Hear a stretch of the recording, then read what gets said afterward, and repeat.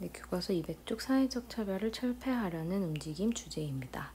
사회적 차별은 법적으로는 없어졌지만 아직까지 사람들의 관념 속에 남아있는 잘못된 편견 그리고 차별을 줄여나가자라는 취지고요. 이 슬로건이 인상적이죠. 그래서 당시에 남성과 여성의 지위가 법적으로는 동일하지만 사회적으로는 아직 동일하지 않았기 때문에 이것을 맞추려는 움직임들이 일어나는 거고요. 상대적으로 어른에 비해서 어린이들의 인권 또한 존중되지 않는 면이 있었어요. 그래서 어린이 운동 또한 이 차별 폐지에 포함됩니다. 상징적인 어떤 그 시사평론의 기사를 보시면 문구가 충격적이죠. 암탉이 새벽에 오는 것도 그 집안이 기우는 장분이라 하였다. 이렇게 천한 물건은 우리 사회에서 하루라도 빨리 매장해 버려야 될 것을 이라는 구절이 나오고 있어요. 그래서 매우 감정적으로 이렇게 이제 여성의 사회활동에 대한 비판을 하고 있는 사람들이 아직도 존재했구나라는 사실을 기사를 통해서 알아볼 수 있죠. 그래서 당시의 포스터들이 사회 모습을 잘 보여주고 있고요. 자, 학습지 보시면 일제강점기에 일어난 이제 사회 모습의 변화를 식민지 지배 정책과 관련해서 파악을 하고, 그리고 이제 이 각종 사회 운동의 모습을 종류별로 한번 살펴보도록 하겠습니다. 네, 여기 학습 목표 잘못 나온 것 같아요. 그래서 이전 거하고 겹쳤는데 공부하실 때 일제강점기 사회 모습, 도시 성장의 이면에 나타나는 사회운동의 종류를 분야별로 살펴보는 것으로 기억하시면 되겠습니다. 자, 분야 일단 나눠보면 여성운동이 있고요. 그리고 소년운동이 있고 형평운동이 있습니다. 가장 출제가 많이 되는 부분은 형평운동이라고 볼 수 있는데 일단 용어를 기억해 놓으시고요. 여성운동의 경우에는 여성들이 일자리를 많이 구하고 사회적 활동이 늘어나면서 여성운동도 함께 비례해서 늘어났다라는 맥락으로 봐야 될 것 같아요. 일단은 일제강점기 모든 계층이 다 열악했지만 특히 여성 같은 경우에는 조선시대부터 지속된 한자 남존여비라고 읽어야 되겠죠? 그래서 이런 전통적인 인습이라는 건 관습을 뜻해요. 그리고 이 사회 분위기를 일제가 이것을 법적으로 명문화했습니다. 명문화하다 보니까 기존에는 그냥 습관적으로 차별해왔던 것들이 이제는 제도적으로 차별 대상이 되니까 좀 더 당당하게 차별을 하겠죠. 그래서 더욱더 여성의 지위가 좀 오히려 일제강점기 더 힘들었다. 이렇게 보실 수 있고요. 그리고 이런 것들을 개선하기 위해 여성운동이 전개됐는데 목소리 높여서 이야기하는 새로운 종류의 여성들이 있겠죠. 신여성이라고 부르고요. 사회주의 운동과 마찬가지로 단체를 조직해서 자신들의 요구를 해나가기 시작합니다. 주요 주장의 내용은 당연히 여성들이 깨어나고 그리고 여성에 대한 차별이 폐지되어야 하며 나아가서 이런 정책을 운영하고 있는 일본 제국주의 정부에 대한 비판도 당연히 있었겠죠. 그래서 항일 민족운동까지 함께 전개됩니다. 4번은 신간회하고 함께 세트로 나오는 단체고요. 그리고 별명도 신간회 자매단체예요. 그래서 이름이 근우회라고 하고 근우회는 굉장히 자주 출제됩니다. 그래서 이름을 기억해 두시는데 민족주의 계열과 사회주의 계열의 여성 인사가 대부분 참여하여 조직했다. 그래서 얘도 민족유일당 운동의 라인이라고 보셔야 되겠죠. 그래서 신간회의 여성 자매단체다. 무슨 얘기냐? 신간회하고 연합해서 연대해서 활동했던 단체라는 뜻이 되겠고요. 여성을 대표한다는 점에서 상징적입니다. 국내에도 단체가 있었지만 당연히 외국에도 지회가 있어서 굉장히 큰 규모였다는 걸 보실 수 있고요.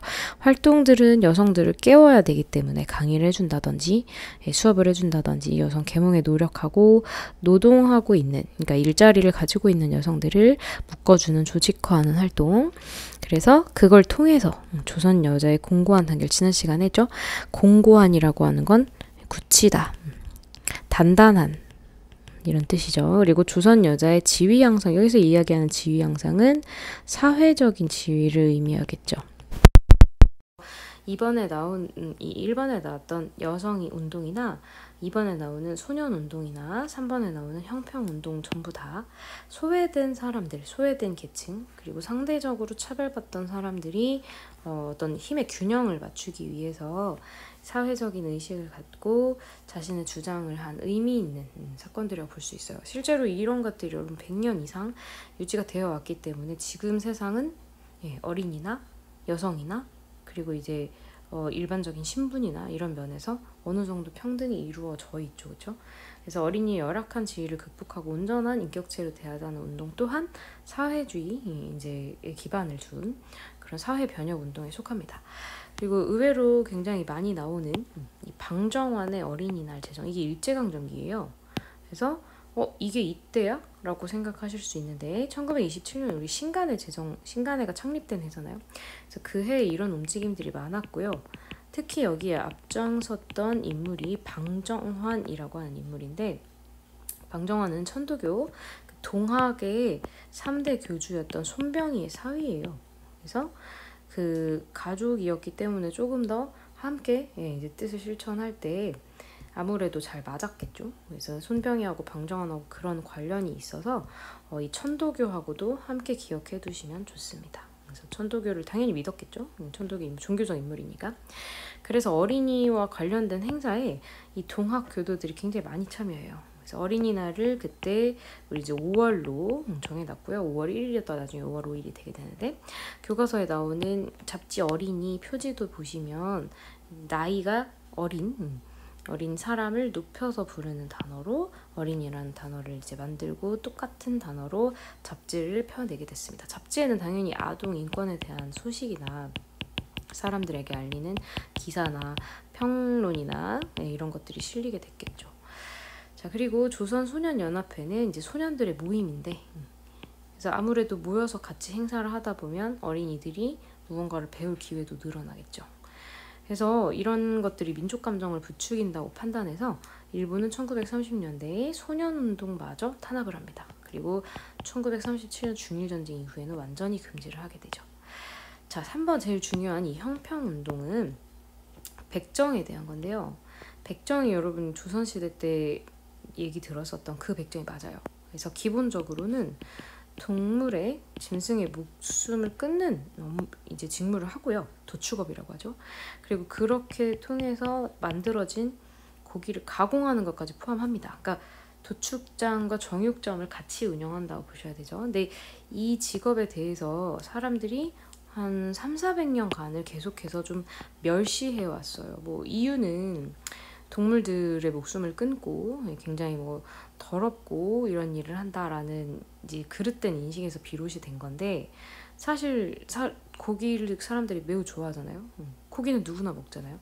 그래서 이 백정들이 억울한 마음을 어떻게 표현했냐면, 우리는 너희에게 고기를 줄 때 양쪽이 똑같이 동의를 하게, 그리고 너희가 낸 돈만큼 그거에 평등하게 고기를 준다. 근데 너희는 왜 우리를 이렇게 대해?